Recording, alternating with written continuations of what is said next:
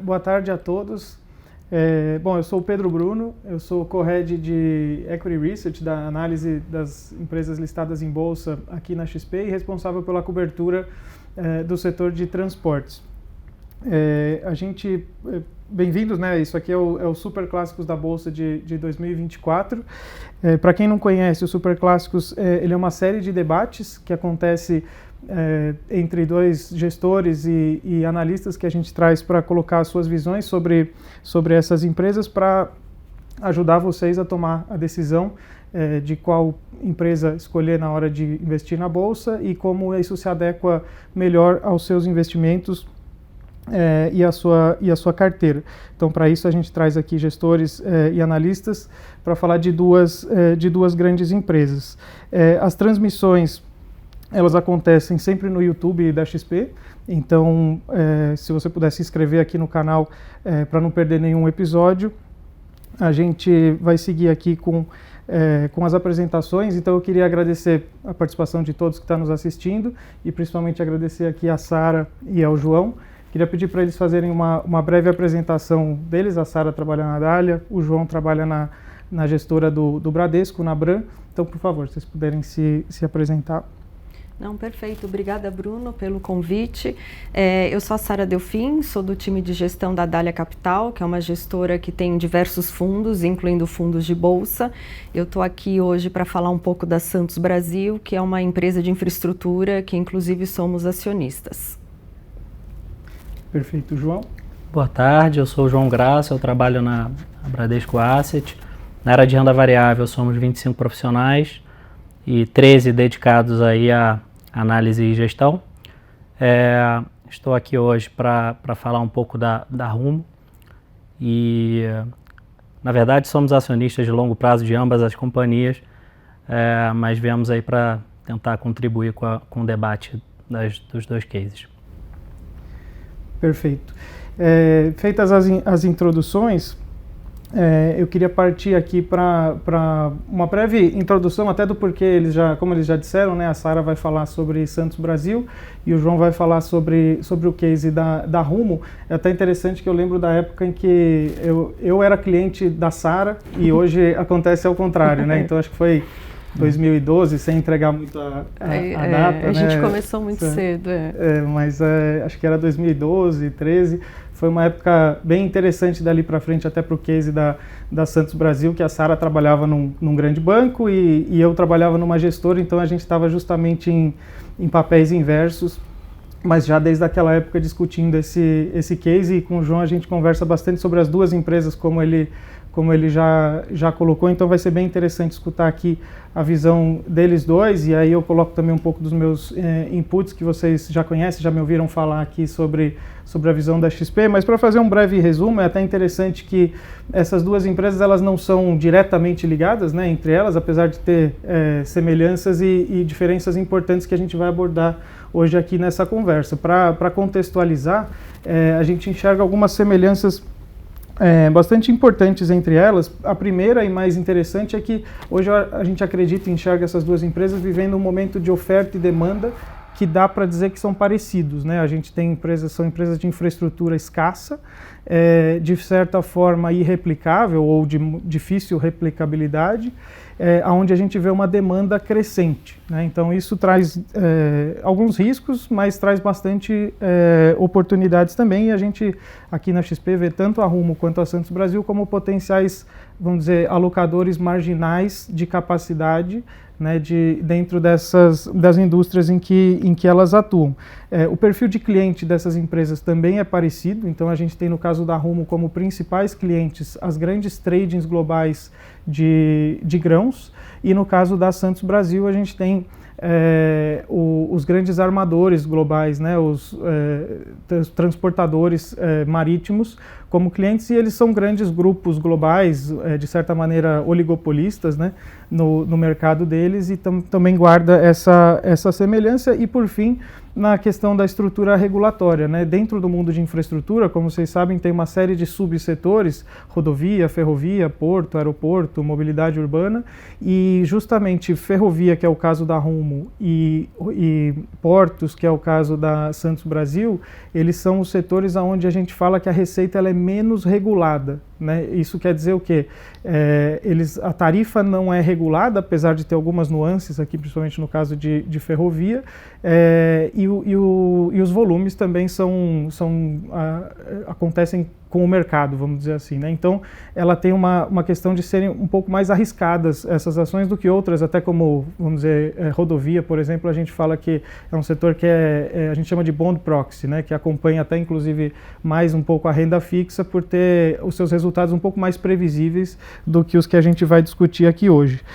E também tem diferenças que são importantes e que é interessante para que vocês possam também avaliar na hora de adequar o investimento à sua carteira ou ao seu perfil de investimento, que é, por exemplo, a Santos Brasil se tornou uma empresa hoje pagadora de dividendo de forma relevante, enquanto a Rumo está em fase de investimentos mais robustos, então ela reinveste mais os seus resultados do que no caso da Santos Brasil. Então isso não torna necessariamente uma empresa melhor ou pior do que a outra, mas é parte do que a gente vai discutir aqui com os convidados hoje. Então, muito rapidamente, eu queria só relembrar vocês a nossa visão em cada uma dessas empresas aqui pela XP, e antes de passar a palavra para os convidados. Então, no caso da Rumo, essa é a nossa top pick, como vocês acho que já me ouviram falar aqui, a gente tem uma preferência dentro do setor de transportes pela Rumo. Primeiro, porque a gente enxerga, como eu também já falei, uma assimetria, vamos chamar assim, para o ano de 2024. A gente tem uma estimativa hoje que é acima de consenso para o ano de 2024. Tem uma série de riscos que o mercado, vamos dizer assim, percebia, que a gente acredita que eles vieram saindo um pouco do cenário e, portanto, nos dão confiança nessas nossas estimativas para 2024.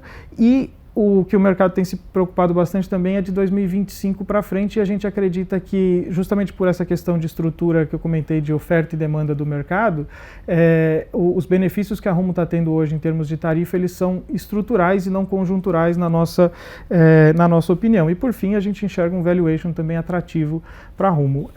Para não me estender, resumindo, no caso de Santos Brasil, a gente enxerga um cenário de oferta e demanda super positivo, que ele vem até se traduzindo mais em resultado no curto prazo recentemente do que vem acontecendo no caso da Rumo. A gente vai explorar isso também, e a gente gosta bastante do fato dela ter virado um case de dividendo. Hoje a gente enxerga um dividendo perto de 8% em termos de yield para Santos Brasil, que é bastante atrativo, e ela também tem um valuation atrativo. Eu não vou entrar aqui em detalhes, vou deixar para os convidados, e aí eu queria passar a palavra primeiro para a Sara, para que ela fizesse um resumo de como que você está enxergando, Sara, o case da Santos Brasil. Depois o João também fica à vontade para fazer comentários em cima do comentário da Sara, e depois a gente passa para a Rumo. Por favor, Sara. Não, tá bom, vamos lá. Só dando até um passo atrás e explicar como é que a gente seleciona, né, algumas empresas e por que a gente chegou a escolher a Santos Brasil nesse cenário. Então, primeiro a gente olha muito o cenário macro, né, o que está acontecendo no Brasil. E quando você olha os últimos 3, 4 e eu acho que até 6 meses, o cenário se deteriorou bastante aqui no Brasil, né? Já tem uma expectativa mais frustrada sobre o corte de juros, a inflação também sempre sendo questionada, e o lado fiscal. Então, quando você vê, né, um cenário macro muito mais desafiador no mercado doméstico, o que a gente procura, que características a gente procura nas empresas, né? São empresas que, por suas próprias características, conseguem se descolar desse ciclo econômico que possa ser ruim, né, no mercado doméstico. Então, empresas que têm muita escala, empresas que tenham um competidor muito mais frágil, ou que não tenham competidor, que tenham uma geografia, né, interessante para se beneficiar da economia local. Então, foi por essas características que a gente chegou a selecionar Santos Brasil, né? Quando você pensa no Brasil, o Porto de Santos, né, é o maior porto da América Latina. A Santos Brasil é um dos maiores operadores dentro desse porto, do Porto de Santos, e o ambiente competitivo é muito saudável. E por quê?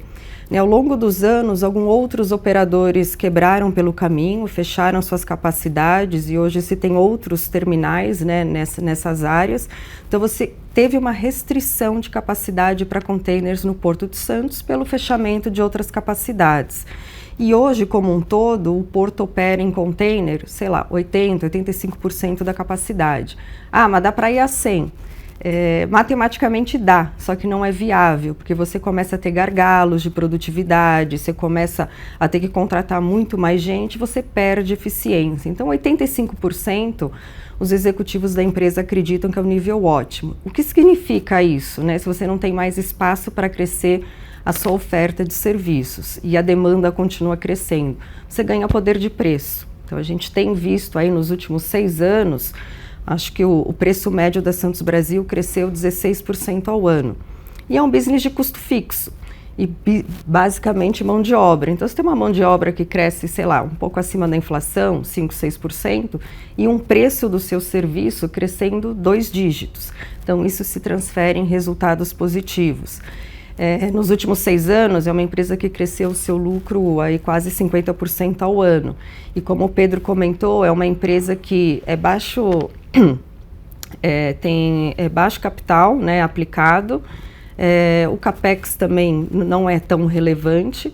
Você tem geração de caixa e a empresa começou a pagar dividendos, né? Aí nos últimos 2 anos, a empresa cresceu seus dividendos 36% ao ano. Então, assim, você olha essas características da empresa, sua geografia, e geografia é uma coisa brilhante, assim, você não copia, né? Você não move. O cara tá lá no Porto de Santos, não tem como o Porto de Santos ir para outro lugar. Então, isso torna a empresa, acho que muito defensiva dentro desse case de infraestrutura, né, que é um gargalo no Brasil, né? O Brasil é carente, né, de infraestrutura, tanto de ferrovia quanto de portos. Acho que são 2 coisas que precisam crescer juntas, inclusive, e é uma empresa que, por isso, né, esse descompasso entre oferta de serviços e demanda de serviços vem conseguindo não só crescer os volumes, mas também crescer bastante o seu preço médio e controlando bastante os custos. E aí tem uma questão de valuation, que aí eu acho que a gente pode até discutir depois, até para fazer um comparável com a Rumo. Mas então, quando você junta esse cenário macro, né, um pouco mais desafiador, com esse cenário micro da empresa, né, mais protegida, mais defensiva, com poder de preço, sem dívida, né, eu acho que é uma coisa importante a gente voltar a olhar, assim, se for verdade que a gente não vai seguir no corte de juros no Brasil, eu acho que é cada vez mais importante procurar empresas também com geração de caixa e balanço forte. Acho que assim, big picture, acho que é isso. Perfeito, perfeito. Obrigado, Sara. Realmente a melhora de resultado em função muito desse cenário que você descreveu muito bem da Santos Brasil nos últimos anos, eu diria, até mais recentemente, foi bem impressionante. Até eu estava olhando os números antes de vir para a conversa e a nossa estimativa de lucro para 2025 é o EBITDA que ela entregou em 2023. Então, assim, foi R$1 bilhão o EBITDA de 2023 e é exatamente essa estimativa que a gente tem para o lucro de 25. Então, isso é basicamente dobrar o lucro em 2 anos, né? O lucro de 2023 foi perto de um pouco menos de R$500 milhões e esse número a gente enxerga dobrando em 2 anos. E só uma falha minha aqui no início, eu não dei a descrição exatamente da empresa, acho que a Sara já falou muito bem da Santos Brasil, mas a Santos Brasil, ela opera o maior porto da América Latina, que é dentro do Porto de Santos, né, o Tecon Santos, e além disso ela tem outros 2 terminais de container, um em Santa Catarina e um no norte do Brasil, em Vila do Conde. Ela tem também mais recentemente uma operação de líquidos, também no norte do país, que é ainda em processo de operacionalização, e um negócio de logística, que ela opera em paralelo com o seu negócio portuário. Então, só para contextualizar, e no caso da Rumo, que eu vou passar a bola para o João, ela é uma operadora de ferrovia com 5 concessões, e que tem no seu principal negócio o transporte de grãos do Mato Grosso, né, ela tem o seu principal terminal de originação de carga no sul do estado do Mato Grosso e faz essa conexão de 1.600 quilômetros descendo por ferrovia até justamente o Porto de Santos. Então está aqui uma conexão aqui entre as duas empresas, apesar delas operarem de forma diferente, porque a Rumo transporta os grãos que não são a granel, né? Então, via de regra, eles são terminais portuários, usam terminais portuários diferentes dos que a Santos Brasil opera, né? Então, João, por favor, se você puder complementar com o case da Rumo. Bom, acho que a gente busca dentro do framework de pesquisa ativos que são descorrelacionados. Claro que lá a estrutura, por ser muito grande, tem diversos tipos de veículo, tá? No Brasil, nós como investidores de bolsa, a gente sempre tem o desafio de lidar com a volatilidade da conjuntura, e isso, especialmente para a infra, impõe um desafio maior, né? Porque são histórias de longo prazo. No caso da Rumo, acho que dentro desse setor que está listado, né, de infra, é a maior duração do fluxo de caixa, mas a gente vê uns pilares importantes assim que podem destacar a Rumo, não só como uma empresa de infraestrutura, mas dentro da Bolsa como um todo. E acho que o principal é o escoamento de grãos do centro-oeste do Brasil, que é a fronteira agrícola. Então, só para contextualizar, se você somar Mato Grosso e Goiás, você está falando de 20% do trading global de grãos, tá? Que são originados nesses estados. A Rumo tem operação, que é a Malha Norte, né, e ela escoa para a Malha Paulista e eventualmente chega no Porto de Santos para exportação. E para dar mais números aqui, a dificuldade, né, de você investir em infraestrutura, que nos últimos 8 anos, eu estou pegando essa janela porque é desde a incorporação da LL, ou seja, desde 2015 até o final de 2023, a exportação de grãos do Mato Grosso cresceu 9% ao ano, tá? O que a Rumo originou de volume no terminal de Rondonópolis, que é o principal ativo dela, cresceu 10% ao ano, ou seja, ela ganhou market share nesse período, só que a tarifa que ela cobra só cresceu 4%. E o CAPEX que ela fez, ou seja, os investimentos, cresceram 10% ao ano. Tá? Então, assim, essa é a dificuldade, né? Você tem que fazer os investimentos na frente para depois você capturar o volume e exercer o poder de preço, né, sobre essa carga. Então, assim, a gente acredita que a gente está numa fase mais madura, tá, dessa janela longa, e agora a empresa vai começar a se beneficiar de todos esses investimentos que foram feitos, tá, cobrando uma tarifa adequada para remunerar os próximos investimentos que ela tem a fazer. Tá? Então, acho que esse é o resumo. Perfeito. E é interessante você falar isso, João, que a tarifa da Rumo ela subiu muito pouco, se você for olhar relativo ao tamanho do investimento que ela fez, ou mesmo relativo aos seus resultados de forma geral nesse período. Isso até é uma certa crítica que a gente ouve dos investidores, de certa maneira, quando conversa sobre a Rumo, e que a gente enxerga, parecido com o que você falou. A gente até fez uma análise recentemente sobre isso, que mostra que, ao passo que a Rumo também estava fazendo seus investimentos e precisava amadurecer para passar a capturar melhor essa tarifa, também foi feito em 2016, o João citou ali da época da ALL, né? Então entre 2014 para 2015, o que aconteceu foi que a Cosan ela adquiriu a ALL, que já era uma ferrovia, né? E fez um processo de turnaround, né, nessa empresa. Então passou a ser uma nova empresa, mas ao mesmo tempo, muito próximo ali entre 2015 e 2016, surgiu o Arco Norte, que vocês já me ouviram falar aqui também sobre o Arco Norte, que é onde atua a Hidrovias do Brasil e outras empresas, mas esse vamos dizer assim, é um transporte concorrente da Rumo, e ele não existia antes. Essa infraestrutura foi criada a partir de 2016 e ela era uma infraestrutura ociosa. Então, enquanto essa infraestrutura ela era ociosa, existiu essa dificuldade de repasse de tarifa. Uma vez, o que aconteceu em 2023, então muito recentemente, foi que essa infraestrutura lotou. A gente colocou essa análise num relatório recentemente, então a gente acredita que, assim como o João, essas tarifas já estão se beneficiando, né, e devem se beneficiar mais a partir de agora, porque parecido com Santos Brasil, ela está com essa infraestrutura já mais cheia, e aí agora passa a ter esse poder de precificação maior. E eu queria aproveitar agora justamente para explorar um pouco mais esse contexto e essa dinâmica de oferta e demanda. Então eu queria voltar para a Sara e te perguntar, Sara, como que você enxerga a Santos Brasil posicionada, né? Você já falou um pouco do mercado, né? De como o mercado está cheio, mas como você enxerga ela posicionada, seja para fazer mais investimentos, seja para como se defender, né? De eventuais outros players fazendo investimento. Eu brinquei da época que a gente, mais de 10 anos atrás, olhava junto esse case, a gente já viu o cenário negativo, né, por esse lado. A gente já viu novas ofertas aparecerem nesse mercado. Então, como que você enxerga que ela está posicionada e como que isso representa, que isso representa em termos de oportunidade ou riscos, ou os dois, para Santos Brasil? Tá, vamos lá. Então, assim, nesse porto, né, o Porto de Santos, que é o maior da América Latina, você tem 3 terminais de containers, assim, que operam, né, com capacidade de forma eficiente.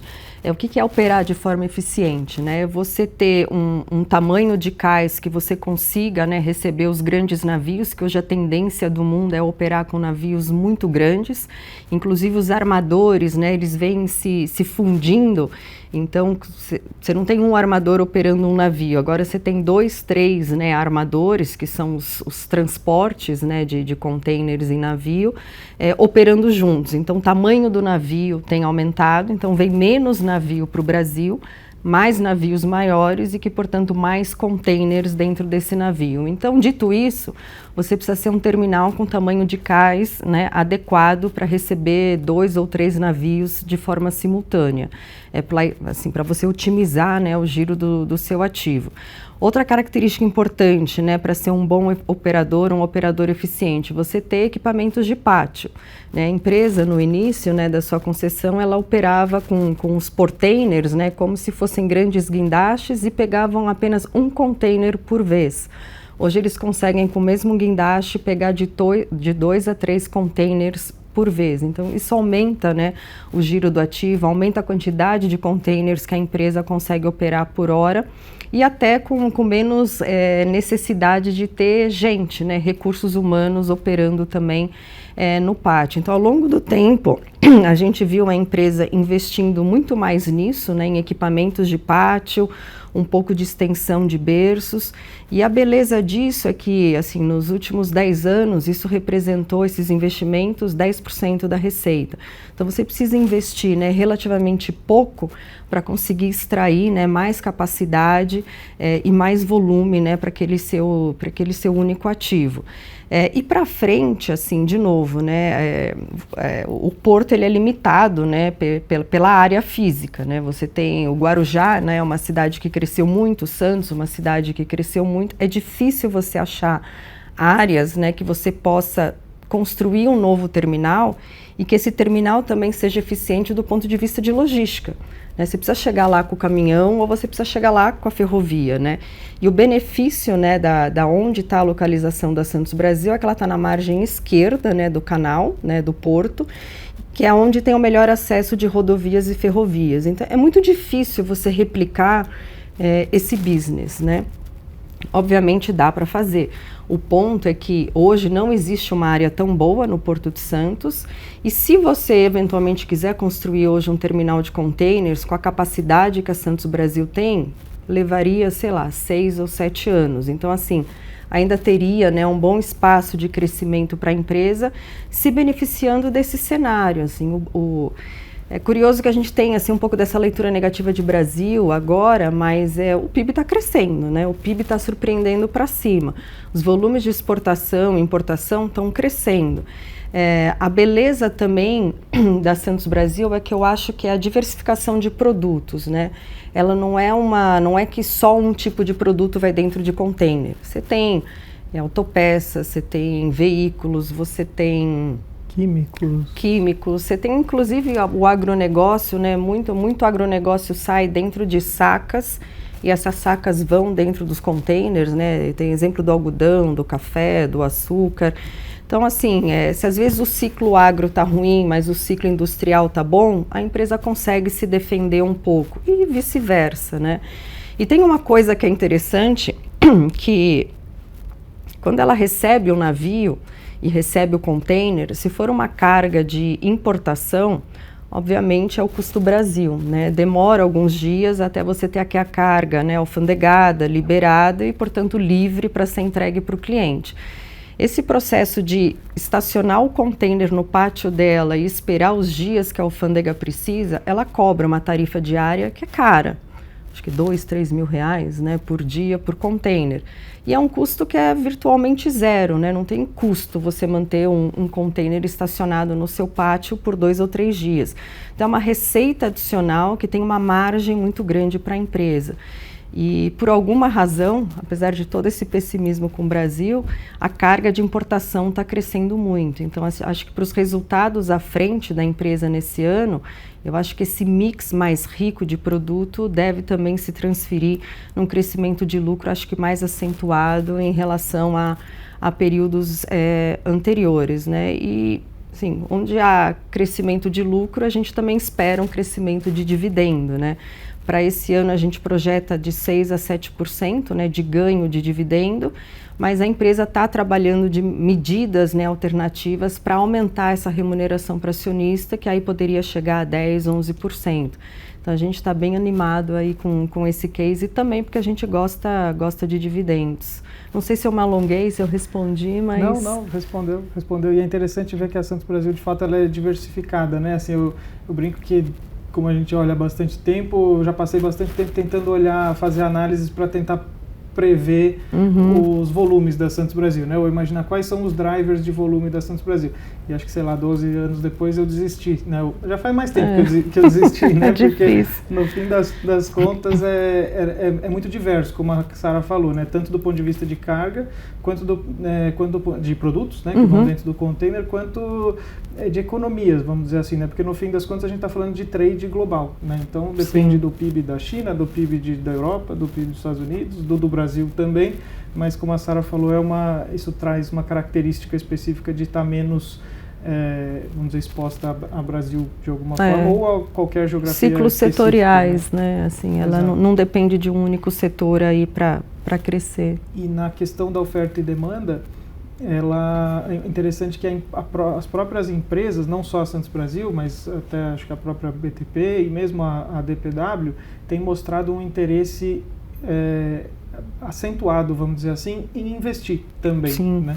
Então acho que, complementando, eles também têm se colocado como disponíveis, vamos dizer assim, e procurando aumentar a capacidade. Então acho que a intenção das empresas não é só aproveitar o cenário de oferta apertado, vamos dizer assim, para simplesmente repassar preço e pronto, né? Então acho que eles pecam muito pelo excesso do ponto de vista principalmente a Santos Brasil, do ponto de vista de eficiência, né, de entregar um serviço de qualidade para o cliente, mas e ao mesmo tempo se dispor a investir para também aumentar a capacidade, né? Então acho que essa talvez pode ser uma...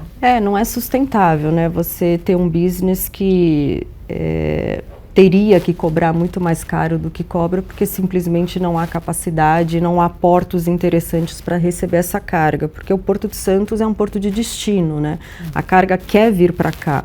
Então não faz sentido você mandar ela para um outro estado para depois ela vir, né, pelo rodoviário. Assim, é um custo, é uma eficiência que não faz sentido.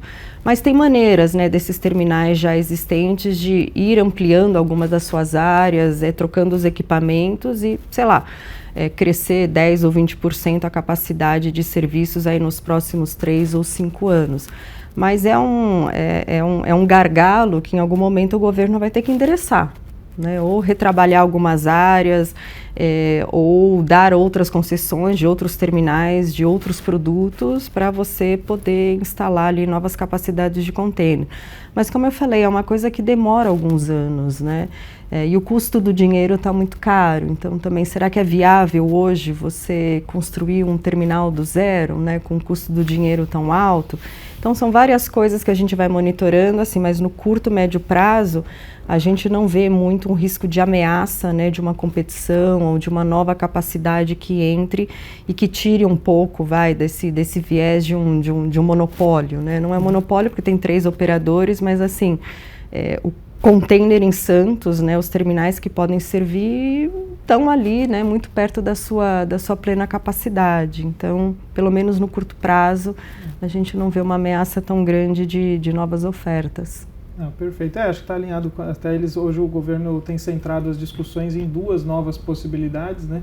Eles falam que é uma ilha, né? Que eles falam da ilha de Barents, e da área da região do Alemoa ali no porto, que seria uma outra alternativa. Mas cada uma delas, como a Sara falou, tem seus desafios, seja de própria infraestrutura, logísticos ou de execução mesmo de construção. Então seria algo para mais para frente, está alinhado com essa nossa visão também positiva do setor. E no caso da Rumo, João, queria passar para você a mesma pergunta.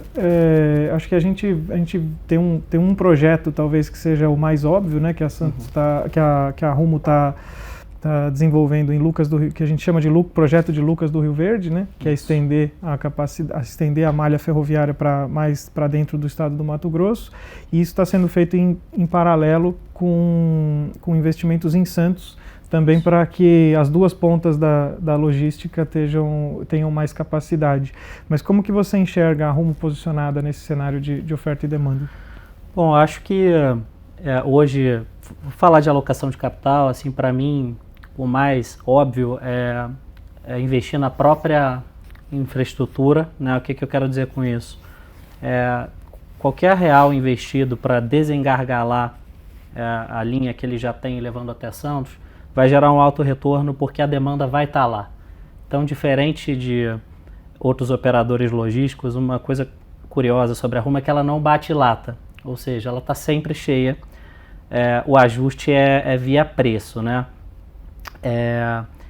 Além disso, acho que eles têm um portfólio que já foi equilibrado, né? Então, se você considerar todas as discussões regulatórias nesse período que eu falei aí, nos últimos 8 anos, foi tudo equacionado. Então hoje a companhia tem alavancas de valor, né, para investir na própria malha e também procurar extensão, né, que seria o caso da primeira etapa de Lucas do Rio Verde, que é uma extensão de 200 quilômetros para cima do Mato Grosso, que hoje a linha só chega até Rondonópolis, que é ao sul, e ela precisa chegar acima para conseguir originar mais grãos e ganhar market share em relação ao Arco Norte, como você colocou muito bem.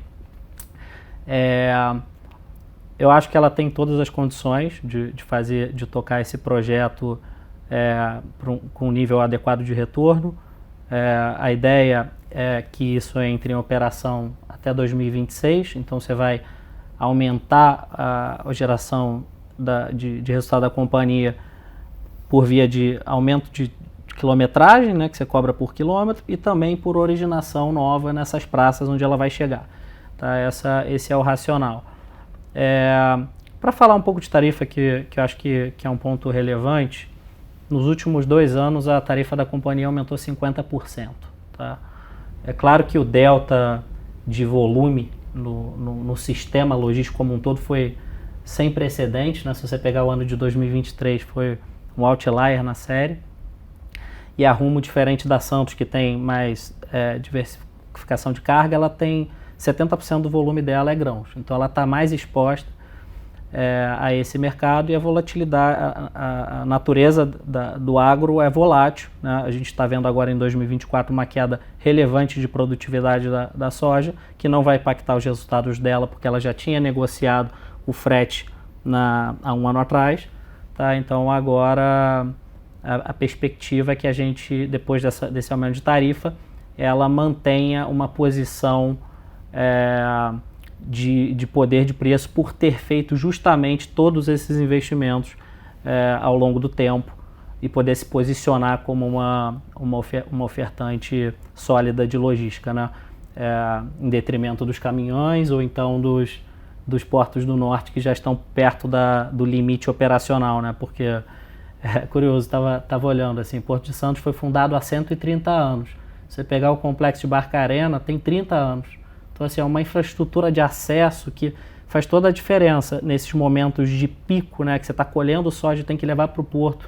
Então, assim, essa eficiência, como a Sara colocou no exemplo dos containers, né, o giro do ativo, no caso do caminhão, chegando para descarregar e embarcar esse negócio, tem um custo muito elevado, né? Então, a ideia desses investimentos que a Rumo está fazendo é justamente reduzir esse custo total da logística e, no futuro, passar isso para compartilhar essa eficiência com os produtores, né, e reduzir o custo de exportação brasileira. Assim, acho que essa é mais ou menos a... Perfeito. No caso da Rumo, o exemplo que a Sara deu de eficiência, ele é ainda mais gritante, vamos dizer assim, né? Até porque a Santos Brasil, a gente está falando de um ganho de eficiência que é em milímetros, vamos dizer assim, comparado com, eventualmente, um segundo concorrente ou coisa do tipo.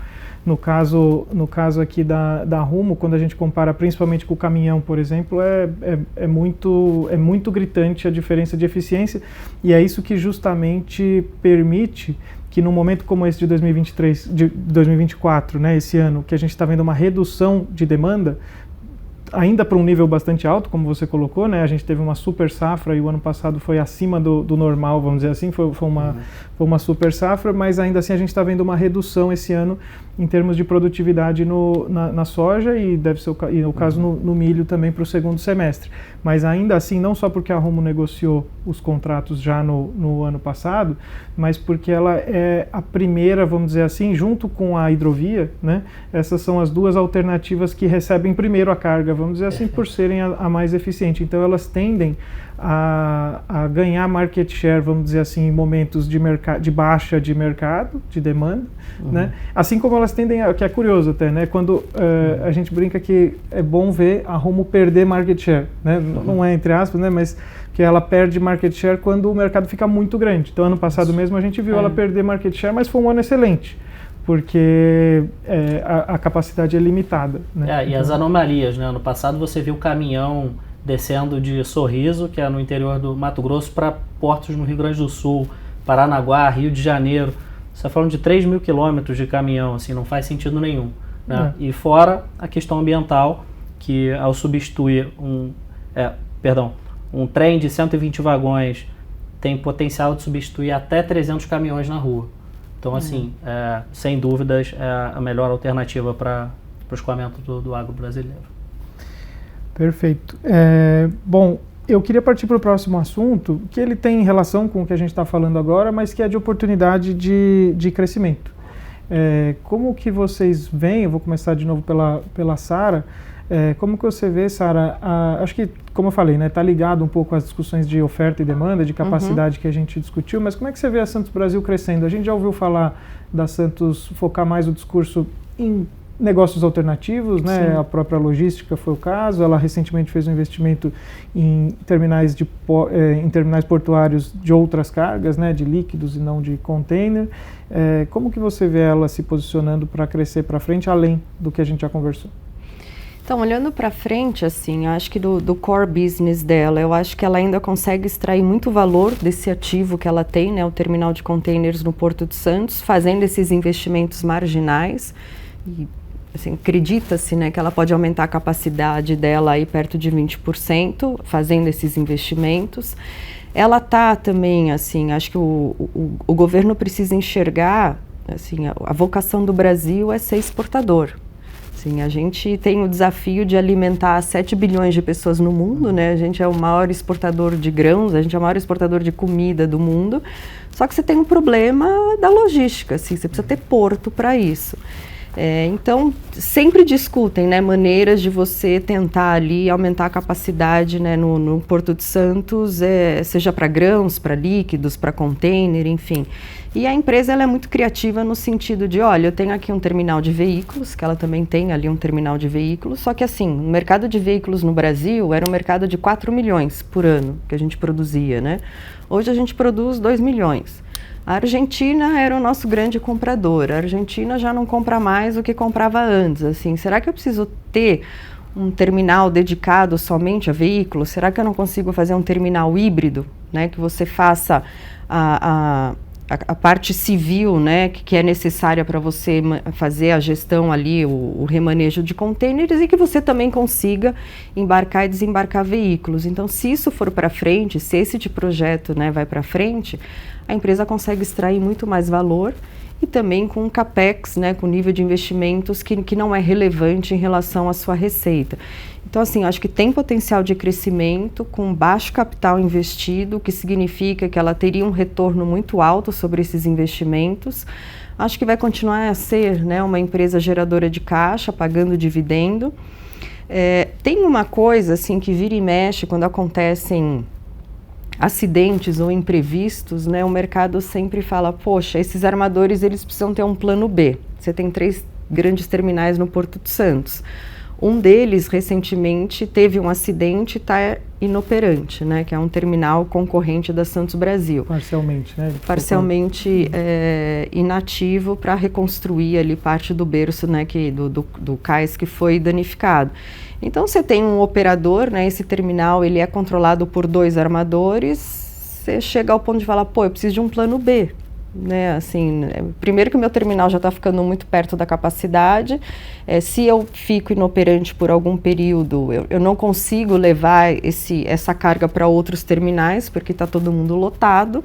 Então, existe até uma expectativa de que eventualmente haja, né, fusões e aquisições nesse setor, eventualmente um armador comprando, né, ações da Santos Brasil para tendo ali seu terminal dedicado e não tendo risco de não ter capacidade, né, de exportar ou importar containers. Isso também é uma alavanca, né, de retorno para o acionista, porque obviamente como é que você precifica um ativo que é escasso e irreplicável? É muito difícil, né? Você vai pagar quanto, né? Se você é um investidor de longo prazo, como seria, né? Se você é um investidor em estratégico. A gente não tem a tese da Santos Brasil fundamentado numa expectativa de M&A, mas obviamente faria sentido isso acontecer e eu acho que o ativo mereceria ser muito bem precificado. Então, assim, acho que tem crescimento ainda no seu core business, né, no seu negócio, tem ainda como expandir um pouco da sua capacidade, tem alavanca de preço, né, mesmo com todo esse preço que ela subiu ao longo aí dos 6 últimos anos, né, que foi 16% ao ano, ainda assim, quando você olha em dólar, o Brasil cobra uma taxa em dólar que é inferior a outros portos do mundo. Então, não é que a gente está esfaqueando os armadores, né? Os armadores estão ganhando dinheiro e o custo, né, de operar esse terminal aqui em relação a outros terminais do mundo não é nada muito fora da curva, né? Então está muito perto aí da média global e até abaixo, na verdade.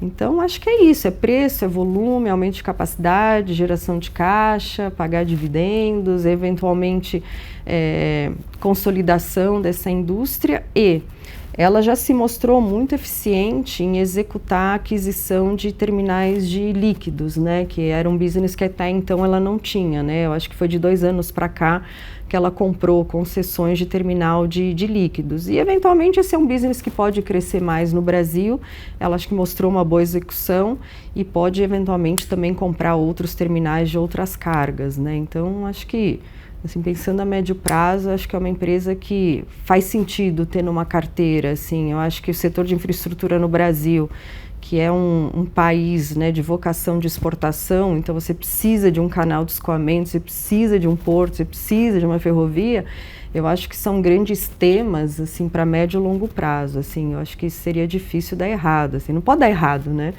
Então, o monopólio do escoamento de grãos no Brasil para o maior porto da América Latina, com o maior operador de containers, assim, é muito difícil dar errado, né? Tem ciclos, tem sobe, desce, tem ano bom, ano ruim, mas eu acho que assim, ó, o grande tema, né, de ser um país exportador, acho que favorece muito o crescimento de infraestrutura. E são monopólios naturais, né? A gente fala, porque no final das contas você fala, o monopólio às vezes tem uma conotação negativa, né? De parece que é explorativo, vamos dizer assim, né? Mas nesse caso você tem uma ferrovia, quem é que vai fazer uma outra ferrovia? Qual que seria o custo de 1.600 quilômetros para transportar a mesma carga pela mesma distância, né? Faz muito mais sentido você ampliar a capacidade dessa ferrovia. O terminal portuário é muito parecido, principalmente numa área tão restrita como é o Porto de Santos, né? Então... E tem até, assim, é curioso, né? Porque A Norte-Sul, né, que foi a ferrovia mais recentemente construída, que corta, né, o norte, ele vai do Pará, Tocantins, e vai até ali... Porto Nacional, aí desce até o gargalo ali da Malha Paulista. Até a Malha Paulista corta no o estado Brasil de São Paulo, na vertical, né? E depois escoa para Santos. Né? Pô, essa ferrovia levou 30 anos para se construir. Começou no governo Sarney, 86, eu assim. Ia falar, eu sempre falo que ela tem a mesma idade que eu. Ela nasceu em 1986, ela começou em 1986 e quem foi terminar ela foi a Rumo agora. Exatamente, assim, então, de novo, assim, tudo é replicável? Pode ser, mas assim, demora, e o custo do dinheiro está tão caro que, assim, não é trivial, né? É diferente de você tomar uma decisão, vou construir mais uma fábrica de sapatos. É uma coisa muito diferente, assim. Aqui você envolve IBAMA, você envolve governo, você envolve agências reguladoras, assim, é complexo. Então é difícil você criar, né, novas capacidades, seja na ferrovia, seja em porto. É muito difícil, assim, 30 anos para fazer uma ferrovia. Então... Exatamente. A gente sempre fala, até o pessoal, no caso da Rumo, o pessoal discute a possibilidade da Ferrogrão, provavelmente, né? E a gente brinca que a Ferrogrão a gente enxerga uma possibilidade, assim, muito difícil, pelas razões que a Sara elencou aqui, mas ela só existiria se tivesse um interesse econômico muito claro por trás, como é exatamente o que está acontecendo no caso da Rumo, que tem um sponsor financeiro privado, vamos dizer assim, que toma o risco de originar a carga, vamos dizer assim, né? E aí o investimento passa a fazer mais sentido. Então isso eu acho que já é um ótimo preâmbulo para você comentar, João, se possível, como é que você enxerga a Rumo fazendo esses movimentos de crescimento para frente, para eventualmente crescer também volume e não só preço, né? Interessante, assim, eu estava prestando atenção, assim, porque a Sara falou sobre o investimento em infraestrutura, né, assim, para amadurecer esse negócio. A Rumo, acho que ela tem avenidas, né, que envolvem, como eu falei, né, esse investimento na própria malha, para destravar valor, porque a demanda vai estar lá. A China passou a importar milho brasileiro desde 2022, então, assim, se tornou um upside, né, de volumes, e à medida que eles precisam se provar agora na capacidade de execução desses investimentos, né? Então acho que a tese passa por isso. Porto de Santos, ele tem gargalos importantes, assim, você fazer obra com as operações funcionando não é nada trivial. Então esse ano eles estão fazendo uma obra importante lá dentro da margem direita, que passa dentro da cidade, né? É uma obra que eles fariam em 6 meses no mundo teórico, mas na vida real, com as operações funcionando, vai demorar 2 anos, 2 anos e meio, né? Porque você não pode dar um blackout, senão se influencia a malha toda.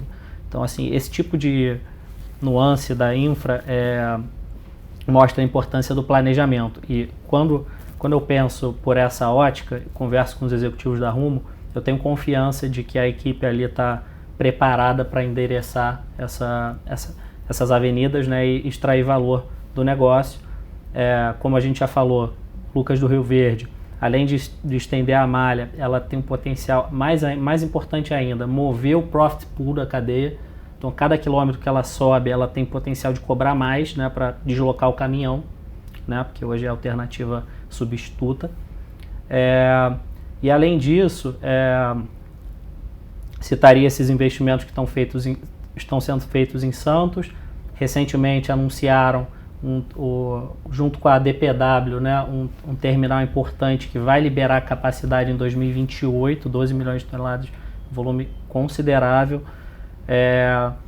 E fora a estratégia de desinvestimentos, né, e otimização de portfólio, que eu acho que conversa com buscar operadores para os terminais e operadores privados, né, entrar como sócio, garantindo volume.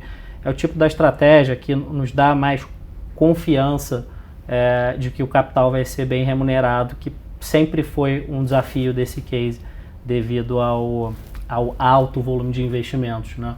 Acho que é isso que eu tenho para colocar. E só sobre China rapidinho, assim, que eu acho que é importante.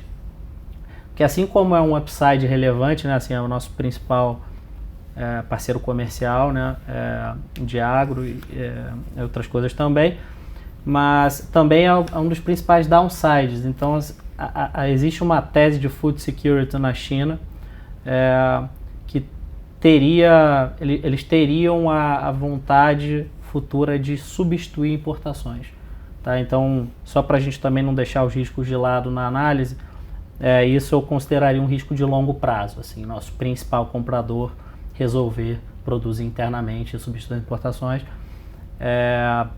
E aí acho que é a execução, como eu falei. Agora eles precisam se provar, a tarifa é adequada para o volume que está no sistema. Na parte regulatória, eles fizeram muitos avanços importantes. Então, assim, há 5 anos atrás, eles renovaram a Malha Paulista numa negociação sem precedentes. Então, assim, isso tem mérito da companhia, tá?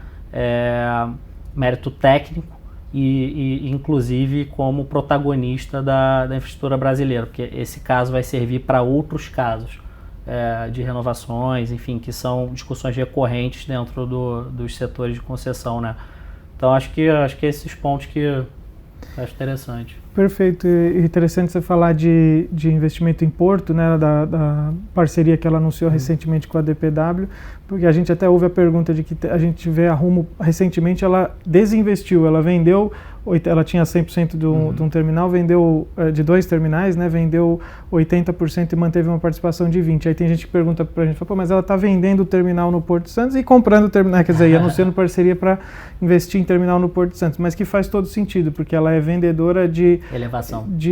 Ela é vendedora de terminais maduros no Porto de Santos, que não são o core business dela. Então, se o terminal vai já servir a proposta, e até por isso ela manteve uma participação de 20% de ajudar a escoar a carga que ela traz no core business, vamos dizer assim, que é a ferrovia, ela já cumpriu o seu papel. E aí, perfeito, se você precisa de mais infraestrutura e falta quem faça, ela está lá disposta a fazer. Então mostra que ela está pensando na cadeia, vamos dizer assim, para de fato investir. Tiveram os terminais de elevação que ela vendeu há 2 anos atrás, acho que era o T16 e T19, confundo os números. Foi uma transação de 1.400 bi relevante para o robustez de caixa da companhia e que era um ativo que não fazia mais sentido dentro do portfólio. Então, assim, é esse tipo de postura que a gente, como investidor, gosta, assim, da companhia estar sempre procurando lapidar esse portfólio e desinvestir das coisas que não fazem mais sentido. Perfeito. Estamos partindo mais para próximo do final. Eu queria, por último, explorar com os convidados a visão deles de valuation. Quer dizer, a gente falou aqui bastante de cenário, né? De cenário macro, micro, etc. Até esse é uma forma interessante de tentar abordar o valuation para tentar entender essas performances recentes, o quanto que ela foi atribuída ao macro, que se provou mais desafiador recentemente, como a Sara já comentou, e o quanto que é o micro, né? A gente viu as ações da Santos Brasil, como eu até já falei lá no começo, esse ano estão subindo próximo de 30%, enquanto a Bolsa está caindo perto de 10% e a Rumo está tendo uma performance negativa até de um pouco mais do que a Bolsa, né? Caindo perto de 15% esse ano. O que você acha, Sara? Tanto do valuation da Santos Brasil, né, especificamente que a gente está falando, quanto dessas performances aí de forma geral? Assim, acho que é importante, né, o ouvinte entender, assim, a ação subiu muito, não significa que ela ficou cara, né? O que aconteceu é que você teve uma revisão de lucro para cima.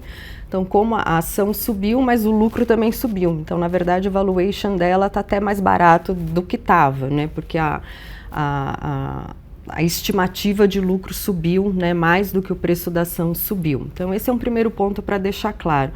O segundo ponto, assim, hoje falar de barato ou caro é muito relativo, né? O Brasil, hoje, acho que tem a bolsa mais barata do mundo, né? Assim, diversos setores, diversas empresas estão muito abaixo, né, de valuation da sua média histórica.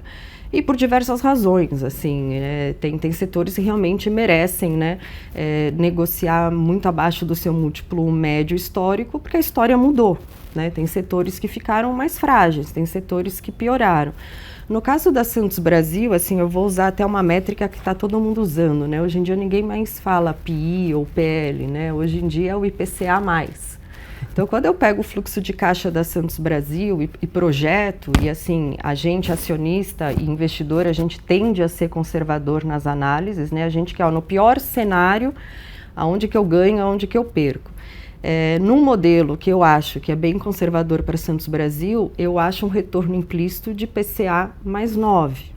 Assim, PCA mais 9, numa empresa que, assim, dentro do balanço de riscos, o meu trabalho é prever o futuro. Assim, 2024 já está meio dado, a gente está no meio do ano, não tem muito, né, do que tentar extrair desse futuro. Mas olhando já para 2025, o que eu penso? Qual é o balanço de risco da Santos Brasil? Pô, não vai ter competidor, o mercado global está crescendo, ela tem o terminal mais eficiente, muito provavelmente ela vai colocar aí 2 dígitos de reajuste de preço e a cadeia está fazendo dinheiro, né?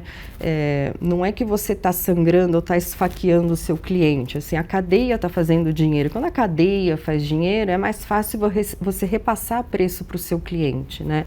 E é uma indústria muito consolidada. Então, assim, o meu nível de confiança, né, na projeção de lucro para Santos Brasil o ano que vem, eu acho que é muito maior do que a confiança que eu tenho na projeção de lucro de outras empresas que eu olho. Porque depende mais de juros, depende mais de PIB, depende mais de renda familiar, enfim, de outras variáveis que hoje está pouco visível. Então, assim, é a tese que é boa, o valuation que é bom, e a previsibilidade ou o nível de confiança que eu tenho na projeção do lucro do ano que vem, assim, risco-retorno, eu acho que ainda esse balanço ainda é muito favorável para o case, assim. Para a Rumo, eu acho que o João vai falar, tem outras dinâmicas que podem influenciar o ano que vem, mas eu acho que a Santos Brasil estaria numa posição muito favorável, assim. O que a gente gosta como investidor é previsibilidade, assim, é ter uma variação um pouco para cá, um pouco para lá, mas assim, de magnitude muito, muito pequena, assim, é isso. Fazendo uma comparação, esse retorno que a Sara comentou, que você falou de 9% real, né? 9% IPCA mais IPCA, 9, a gente enxerga perto de 12%. Então, de fato, esse modelo parece conservador. Parece conservador, talvez o meio do caminho, né? Mas a gente está enxergando 12% real de retorno no fluxo de caixa da Santos Brasil hoje. João, o que você vê nesse sentido para a Rumo? Eu acho que a Rumo, ela sempre tem que estar acompanhando a derivada, né? Porque como ela fecha os contratos para o ano seguinte, para o ano subsequente, esse ano ela já garantiu, né, nas negociações do ano passado, então o resultado já está na conta de todo mundo. Eu acho que agora a dificuldade tem sido a próxima rodada de negociações que vai começar agora no segundo semestre para a soja que vai ser colhida no ano que vem. Né? Porque se você pegar Mato Grosso, que é a nossa melhor referência de produtividade, caiu 16% ano contra ano na soja. Né? Então, assim, e isso trouxe uma volatilidade danada para o mundo do agronegócio. E como ela já veio de um carrego muito favorável de negociações, tem muito produtor incomodado com o preço da tarifa. Mas, infelizmente, é a realidade que se impôs. Eu acho que para a próxima negociação ainda é muito cedo, mas eu acredito que eles têm potencial para conseguir alguma coisa acima da inflação. E quando eu coloco todas essas variáveis dentro da conta, isso está me dando um retorno hoje real de 14% ao ano. Né? Lembrando que nas últimas semanas, quando a Sara colocou no início, a Bolsa passou por um momento de volatilidade e a Rumo, por ela ter a duração do fluxo de caixa mais longo, ela fica mais exposta nessa variação dos juros. Isso prejudicou bastante o preço da ação junto com essa incerteza que eu falei sobre a negociação da safra. Né? Então, considerando todos esses fatores, eu vejo elas como o maior retorno dentro do setor de infra. Eu também gosto de Santos Brasil, mas hoje eu enxergo um retorno um pouco menor do que isso. Carrega mais riscos, como eu falei, né, como a Sara colocou também. Mas eu acho que, assim, aí uma comparação que eu gosto de fazer, um exercício, é comparar com as empresas internacionais de ferrovia, que são operações maduras, têm carga mais diversificada, o custo da dívida é muito menor, né? Óbvio que elas têm que valer mais em múltiplo, né? mas hoje eu tô enxergando um desconto de 35% da Rumo comparado com essas companhias, que eu considero injusto para uma companhia que tem avenidas de crescimento, que está na fronteira do agronegócio e que tem se provado na execução nos últimos anos. Assim. Então, acho que só pensando nesse desconto eu já tenho conforto em continuar investindo, e eu acho que o retorno também é muito interessante. Perfeito.